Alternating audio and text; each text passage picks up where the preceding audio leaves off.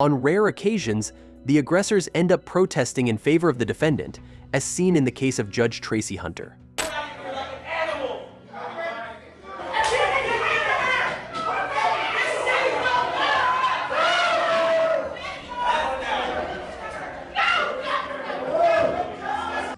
As a former judge, Hunter has experienced a massive fall from grace and now finds herself before Judge Patrick Dinkelacker at Hamilton County Common Pleas Court in Cincinnati. She was originally convicted of charges related to abuse of power after leaking confidential documents to her brother, allowing him to keep his job as a corrections officer. She was sentenced to 6 months in jail, but with her extensive knowledge of the legal system, Hunter managed to drag the appeals process out for an astonishing 6 years, staying free while pursuing her case through the courts.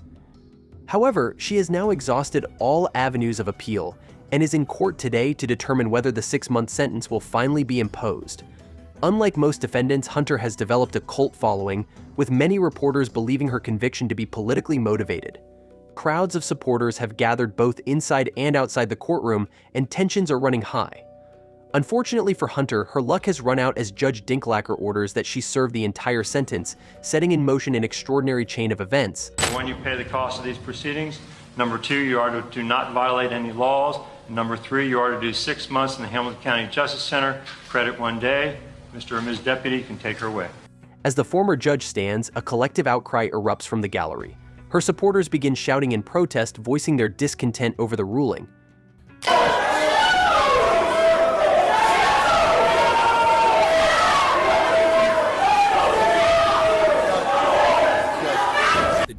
The deputies standing in the center aisle turn to the left, raising their arms in an attempt to calm the crowd. However, as they do so, a woman on the right-hand side of the gallery sees her opportunity and stands, rushing toward Hunter without interruption. As she nears her destination, the deputy closest to the podium spots her and frantically moves to stop her. The rising tension suddenly boils over. As one of the deputies moves to lead Hunter from the courtroom, she begins to struggle before going limp. By now, the gallery is in an uproar, and supporters cry out, "No justice!" The judge-turned-felon is then dragged unceremoniously from the courtroom.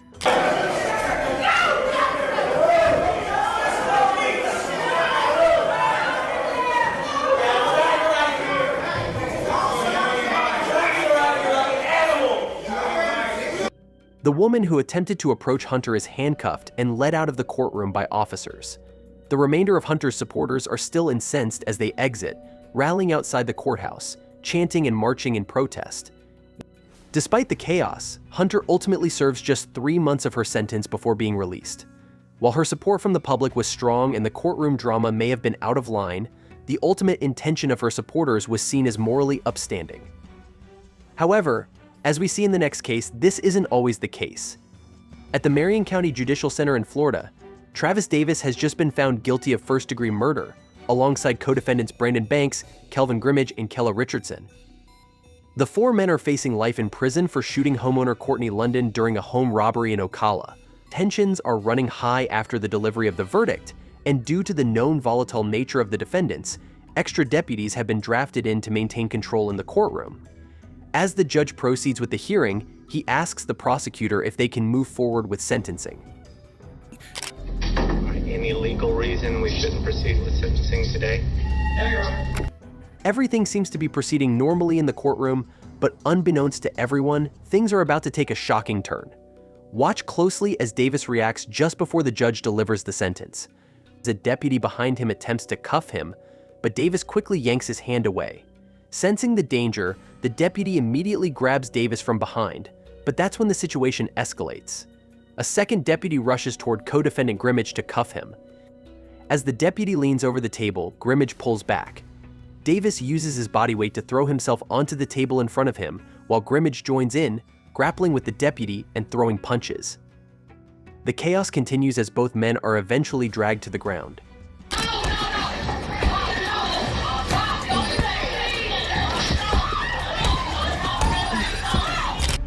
Meanwhile, Davis is wrestled to the ground but manages to get back up, swinging his fists wildly as he lashes out at the deputies and even at his own defense attorney, who eventually escapes around the side of the table.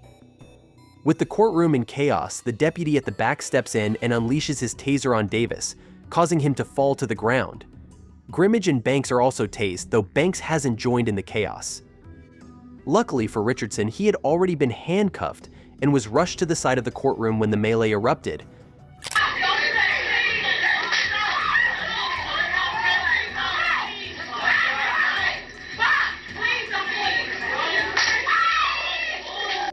The public in the gallery are up in arms, shouting and reacting to the chaos unfolding in the courtroom. A deputy orders them to leave, but many are reluctant to go, clearly upset by the violent disruption.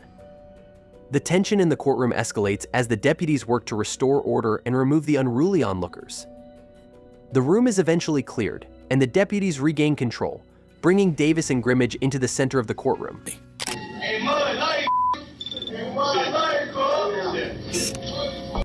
Although they ultimately face no charges related to the brawl, all 4 defendants in the Davis case are sentenced to life without parole for the murder. In such cases, the chaos in the courtroom has no bearing on the verdict or sentence. However, in the case of Carl Williams, the outcome of his trial was dramatically altered after a courtroom incident.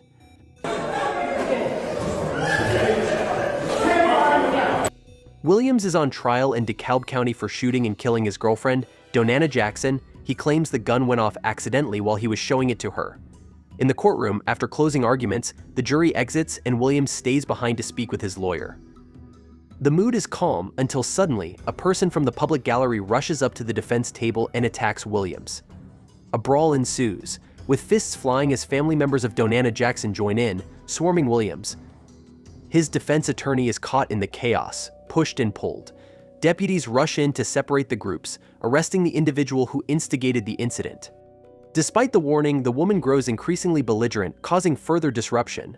The judge pauses the proceedings as the deputy climbs over the railings to address her directly, warning that another outburst will result in her removal. However, the judge has already had enough and swiftly orders the woman to leave the courtroom.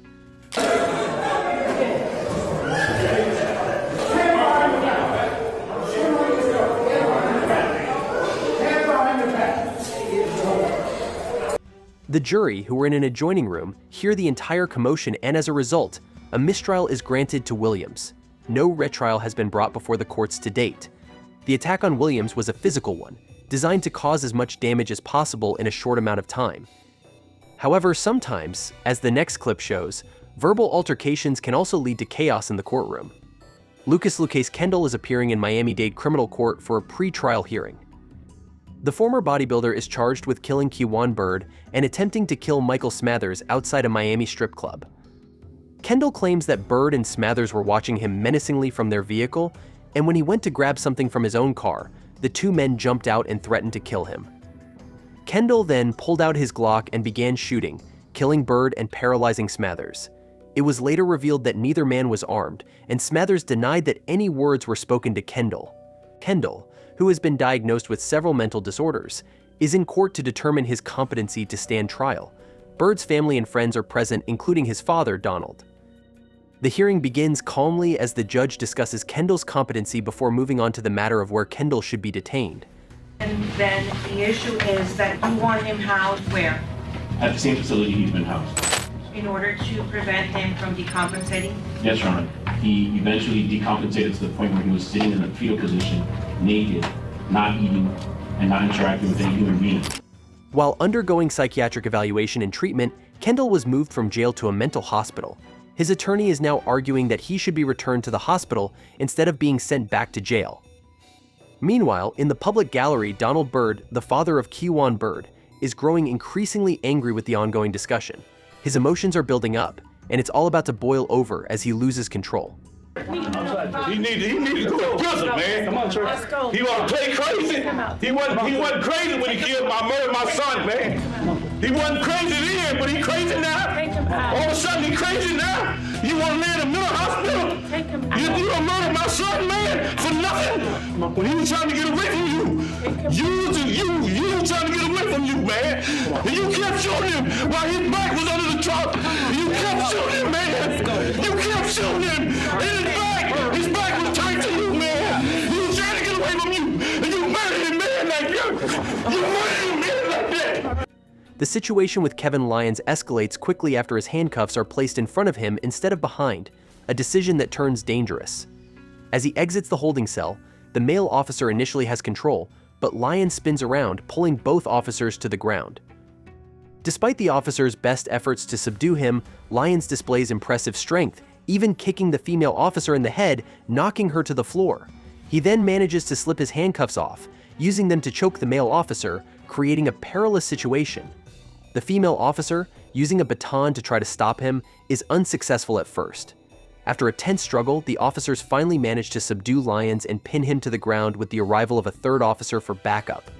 The officers, ensuring that they take no chances after the intense struggle, work together to securely restrain Lyons. Despite the chaotic situation, Lyons remains calm and even engages in casual conversation with them, discussing his history of violence as they continue to secure his hands. His demeanor suggests that he is accustomed to such interactions, showing little concern for the severity of the situation. After the officers are sure that Lyons is no longer a threat, they manage to bring him to his feet.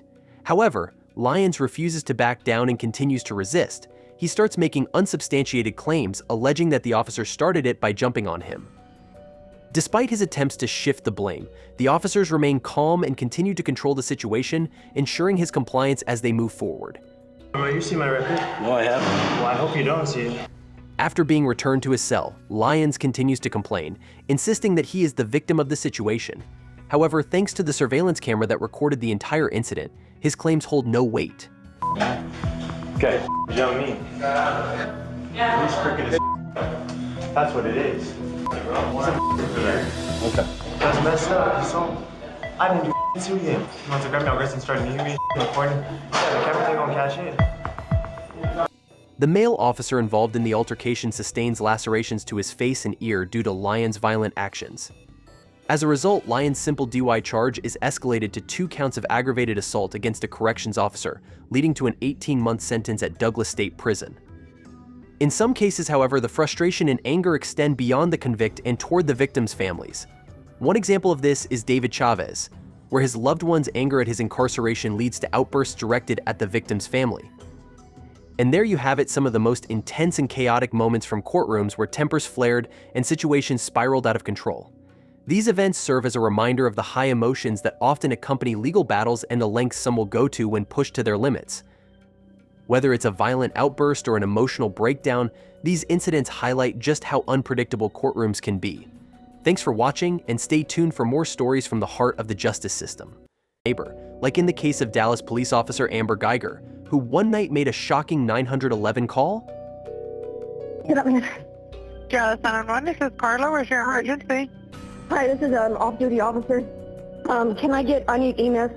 I'm in number. What's going on? I'm an off-duty officer. I thought it was at my apartment, and I shot a guy thinking it was my apartment. You saw someone? Yes, I thought it was my apartment. Oh my God. I'm sorry. Okay, and where are you at right now? I'm inside the apartment with him. As per reports, Geiger entered the apartment of her neighbor, Botham Jean, and shot him twice. She claimed she mistook Jean's apartment for her own and thought he was an intruder. Authorities soon arrived at the scene, and time was running out for Jean as officers desperately tried to revive him with CPR. Jean died at the hospital soon after. Geiger was interrogated, where she maintained the same emotions as in the 911 call. Felt like that guy was gonna kill me. I wish she was alive. She's leveling off her gun, having acquired her target, and she shoots at him twice. No opportunity for de-escalation, no opportunity for him to surrender. Bang, bang, rapid, double tap. The prosecution argued that Geiger acted unreasonably and recklessly. Hits Bo in the chest just above his left nipple. The path of that bullet goes down into his heart, does absolutely devastating damage. Goes through his lung, goes through his stomach, goes through his intestine, until it finally comes to a rest in what's called the psoas muscle, which is halfway between his stomach and his back. This path is very revealing because it is consistent with the fact that Bo was getting up from a seated position and facing the door as Amber Geiger was coming into his home. The defense argued that Geiger made an honest mistake and acted in self-defense. Amber Geiger firmly and reasonably believed that she was in her own apartment, that she confronted an intruder, that she had no choice, that she had no options but to use her gun to keep from from dying. Residents of the same building recalled what exactly happened that night. Just go in and I actually was about to cook me something to eat. Okay, what happened then? And then I heard gunshots. Okay, how many gunshots do you remember? 2. Anything that you saw that made you think, that's different? Like I said, I just noticed it was an officer walking in. I saw she had a bag, and I just kind of saw it and went to my apartment. She broke down and apologized for her actions. And I'm saying, let me see your hands, let me see your hands. What were you focused on? Him. Just him? Yes. And then he began coming towards you? Yes. And as he became coming for you, that's when you heard him speak? Yes. Good. I'm going to do that now. Right. Yes, sir. Hey! Hey! Hey! And that's at that point whenever I shot. Somewhere in this area? Yes. When you shot, what happened? He fell there.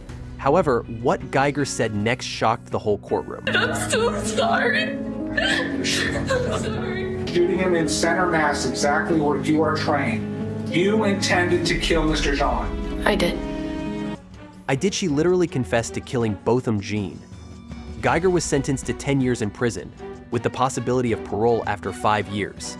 The jury find unanimously that the defendant did not cause the death of Botham John while under the immediate influence of sudden passion, and assess the defendant's punishment at 10 years imprisonment in the Texas Department of Criminal Justice.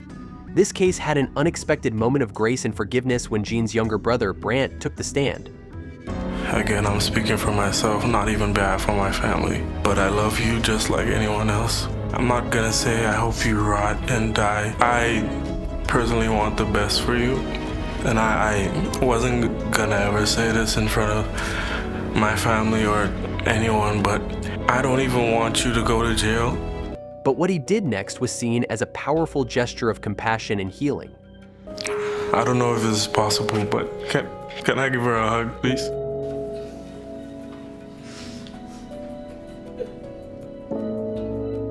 Another moment of kindness came from the presiding judge, Tammy Kemp, who hugged Geiger and gave her the Bible, telling her to read it and find God.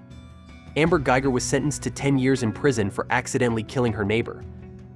But what happens when a crooked cop gets caught, like in the case of Zachary Wester, who was charged with racketeering and false imprisonment in Florida? The drugs were there. I did not put the narcotics there. As per reports, the 28-year-old former sheriff's deputy, Zachary Wester, was accused of planting drugs on unsuspecting motorists during traffic stops. Seriously. Hey, man. Go ahead and put your hands. Don't. At this point, you are detained, okay? I don't do anything. Okay. I just mess with that stuff. If the drivers denied knowledge of the drugs, they were arrested anyway. The syringe is actually in like a plastic, larger baggie with a plastic container with a substance in it that appears to be an illegal narcotic. Do you know anything about that? I do not. Some of Wester's victims had other prior offenses, which made the alleged possession charges even more serious. Look, man, you seem like you're pretty squared away, okay? Yeah. All right. But I do have an issue with something within the vehicle. What's that? Pulled you over. Your driver's license is not valid. Okay. Pulled you out to talk to you about it. And for the poor souls who resisted and protested their innocence, Wester used his taser on them. Invasive. I'm gonna send y'all hell away here just now if he didn't have anything. That was a slick move, man. Very slick. Hey, man. Go ahead and put your hands up. Do not do this. That's right. That ain't mine, man. What you trying to do? Don't just After a while, the arrest caused suspicion internally. Began what's called an internal affairs investigation into the defendant's use of his body cameras. Wester was suspended from the sheriff's department. First, he made the recommendation that the defendant be suspended pending the outcome of the investigation. The case went to trial, where Wester pleaded not guilty to all charges. This is a case about an abuse of an incredible power. The defendant used his position as a deputy sheriff to make traffic stops on 12 members of this community and plant methamphetamine in their cars, methamphetamine and paraphernalia. He turned what should be a law enforcement agency, and is, into something for his own use that was criminal. Some of Wester's body cam footage was found mysteriously deleted or unusable. Why in the world would that have been deleted? I wish I knew that answer. However, the prosecutor found something suspicious in one of Wester's body cam footage. Why in the world does the defendant have palmed in his hand, just clasped like this, not like this, not like this, like this, a plastic baggie? Why in the world does he have that there?